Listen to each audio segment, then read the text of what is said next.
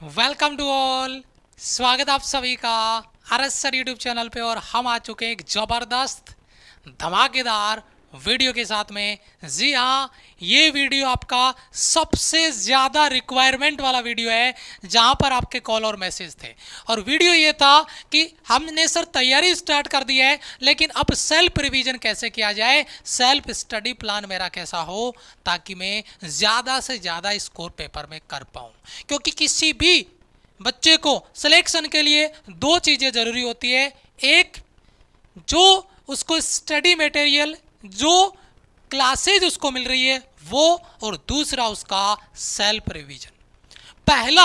पहले पार्ट की अगर मैं आपको बात करूं, अगर आप हमारी टीम के साथ जुड़ चुके हैं और हमारी कंप्लीट कॉन्सेप्ट और प्रैक्टिस क्लासेस फॉलो कर रहे हैं, तो पहले पार्ट में आपको 0.1% भी कंटेंट डिलीवरी को लेकर, मटेरियल को लेकर प्रॉब्लम नहीं आने वाला। लेकिन अब दिक्कत कहाँ हो रही है, प्रॉब्लम कहाँ है कि सेल्फ स्टडी प्लान कैसे किया जाए कि मेरा मैक्सिमम स्कोर हो और मैं हर उस सब्जेक्ट का रिवीजन कर पाऊँ जो मैंने तैयार किया है टीचर के साथ में। यहाँ पर आपके सामने दो पिक्चर दिख रही होगी। यहाँ पर 4 आवर स्टडी करके एक बच्चा 90% तक का रिजल्ट गेन कर लेता है, प्रैक्टिस में स्कोर कर लेता है। एक बच्चा है 10 घंटे पढ़ रहा है लेकिन फिर भी उसका रिजल्ट 50% आ रहा है। क्या फ़र्क है दोनों में, मैं आपको चीज़ें क्लियर करूँ। अगर मेरे पॉइंट को पॉइंट टू पॉइंट नोट करते चलना पड़े दिमाग में, हो सके तो अपनी कॉपी में लिख लेना और उसी को फॉलो करना है स्टेप टू स्टेप। सबसे पहले टीचर के साथ में जिन टीचर्स को आप फॉलो कर रहे हैं, जो कंटेंट डिलीवरी आपको proper exam point of view से इंपॉर्टेंट सेगमेंट में कंटेंट डिलीवरी दी जा रही है, कंप्लीट कोर्स आपको करवाया जा रहा है, एक प्लान के साथ में कोर्स आपको करवाया जा रहा है, रिवीजन आपको करवाया जा रहा है, उसको फॉलो करना। जो आपने कर लिया होगा, आप हमारी टीम के साथ जुड़ गए होंगे अभिमन्यु बैच के साथ में। पार्ट टू है सेल्फ स्टडी। एक्चुअल में क्या होता है कि बच्चे, आपने मान लीजिए कोई बच्चा एक्स ग्रुप की तैयारी कर रहा है और एक्स ग्रुप की 3 सब्जेक्ट, मैं अगर टेक्निकल अगर ट्रेड की बात करूं, साइंस बैकग्राउंड की बात करूं तो फिजिक्स, मैथ्स और इंग्लिश, मैं एग्जाम्पल के साथ समझाऊंगा। मान लीजिए आप एक्स ग्रुप की तैयारी कर रहे हैं तो वहाँ पर आपको फिजिक्स पढ़ना है, वहाँ पर आपको मैथ्स पढ़ना है और वहाँ पर आपको इंग्लिश पढ़ना है। अब हमारी टीम आपको क्या करती है, 2 घंटे, 1 घंटा प्रैक्टिस, 1 घंटा कॉन्सेप्ट, 2 घंटे मैथ्स और 2 घंटे आपका इंग्लिश, 1 घंटा कॉन्सेप्ट, 1 घंटा प्रैक्टिस। मान लीजिए 6 घंटे की आपकी क्लासेज हो गई। इंग्लिश में वोकेब है तो आपका बोनस है, एक्स्ट्रा है। अब ये 6 घंटे की क्लास या 7 घंटे की जो क्लास है, इसको मैं सेल्फ एनालिसिस कैसे करूं, इसका रिवीजन कैसे करूं, वो मैटर करता है। तो अब क्या करता है ये वाला जो बच्चा है, वो क्या करता है, इन 6 घंटे की क्लासेज को टीचर के साथ करता है और उसके बाद में 4 घंटे में क्या करता है, जो टीचर ने पढ़ाया उसको कॉपी में उतारने लगता है। टीचर कॉन्सेप्ट पढ़ाता है तो वह 1 घंटा बाद में कॉन्सेप्ट लिखने में लगा देता है, 1 घंटा प्रैक्टिस में लिखने में लगा देता है। तो ये 6 घंटे को बच्चा 4 घंटे में नोट्स बनाने में, क्वेश्चन तक ये बच्चा लिख रहा है। और जब इस बच्चे से पूछा जाए कि 10 आवर स्टडी करने के बाद में आपने खुद से कितना प्रैक्टिस किया, खुद से कितने सवाल सॉल्व किए, तो इस बच्चे का जवाब होता है 0। आपने नोट्स बनाए, क्योंकि लिखने में, देख देख के लिखने में और उसको याद करने में, उसको प्रैक्टिस करने में, एग्जाम पैटर्न पे मॉक टेस्ट लगाने में बहुत फर्क है। ये बच्चा 10 घंटे लगा लिया लेकिन अभी भी इसका सेल्फ एनालिसिस, खुद का कोई मॉक टेस्ट नहीं है, खुद का कोई प्रैक्टिस नहीं है और ना इसका कॉन्सेप्ट रिवीजन है। ये बच्चा केवल नोट्स बनाने को लेकर 10 घंटे इसने खर्च कर दिए।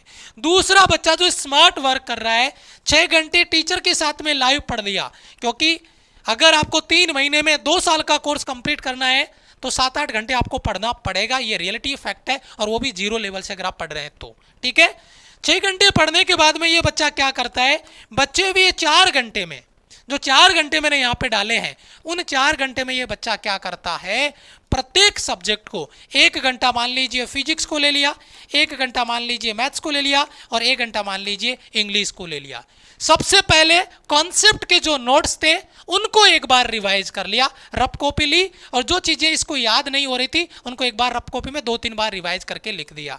मैथ्स का कोई फॉर्मूला था, फिजिक्स का कोई फॉर्मूला था, फिजिक्स का कोई डायग्राम था, कोई कॉन्सेप्ट था, याद नहीं हो रहा था, एक बार उसको लिख दिया, बोल के याद कर लिया। यानी बैठा है बच्चा तो याद करने के पर्पज से बैठा है। ध्यान दीजिएगा, वीडियो पूरा देखिएगा। कभी भी जिंदगी में इस प्लान को, सेल्फ रिवीजन को फॉलो करोगे तो कम से कम टाइम में ज्यादा से ज्यादा स्कोर कर पाओगे।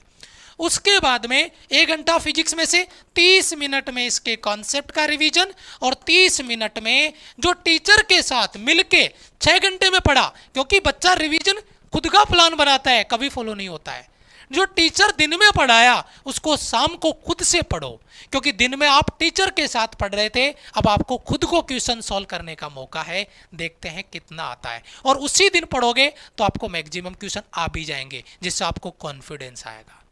लेकिन ये बच्चा गलती करता है कि ये उस दिन उन क्वेश्चन को छापने में लगता है और इसकी खुद की प्रैक्टिस जीरो।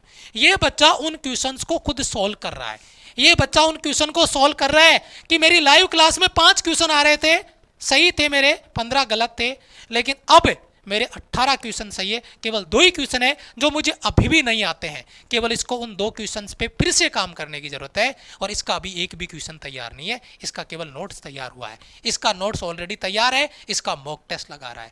तो 30 मिनट कॉन्सेप्ट नोट्स और 30 मिनट मॉक टेस्ट लगा लिया, मतलब 30 मिनट एक सब्जेक्ट के कॉन्सेप्ट नोट्स का रिवीजन और 30 मिनट एक सब्जेक्ट का मॉक टेस्ट लगा लो, आपका 1 घंटे में एक सब्जेक्ट का सेल्फ रिवीजन हो जाएगा। जो बच्चे आईसीजी की तैयारी कर रहे हैं, एनडीए की तैयारी कर रहे हैं, वो इस ड्यूरेशन को कम कर सकते हैं, क्योंकि उनकी नंबर ऑफ क्लासेस ज़्यादा होती है।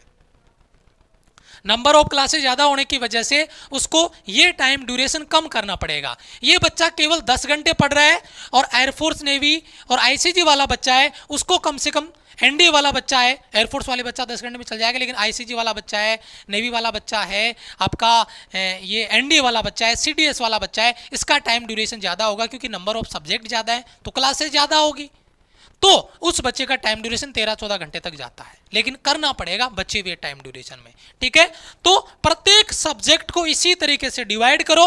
अब सवाल ये आता है कि सर कॉन्सेप्ट के नोट्स और मॉक टेस्ट हम लगाएं कैसे। अब अगर मैं आपको ये कहूं कि जैसे मैं आपको कहूं कि बेटा ये बुक लगा लेना, जैसे बच्चा कहता है कि सर कोई फेवरेट बुक बताओ, मैं कहता हूं बेटा प्रेजेंट टाइम जिस स्टैंडर्ड पे पेपर बना रहा है, चाहे वो एनडीए का हो, चाहे वो एयरफोर्स का हो, चाहे वो बाकी एग्जाम्स का हो, उस स्टैंडर्ड पे कोई बुक नहीं है, क्योंकि कंटेंट अपडेट नहीं है बुक्स में, तो पेपर का लेवल चेंज हो चुका है। इस बार आपने एयरफोर्स का पेपर का लेवल देखा होगा और वो बुक्स में लेवल कहीं पर भी नहीं है, तो उसका कोई फायदा नहीं है, चाहे 50 बार उस बुक को सॉल्व कर लो। लेकिन अगर आप अपडेटेड कंटेंट फॉलो करते हैं, अपडेटेड कॉन्सेप्ट फॉलो करते हैं, तो जरूर आपका पेपर में स्कोर 101% बढ़ेगा। लेकिन ये एक दिन से नहीं होगा, ये डेली बेसिस पे, रेगुलरिटी के साथ में, रेगुलर बेसिस पे अगर आप फॉलो कर रहे हैं हमारी टीम को, देन आपको कोई नहीं रोकने वाला।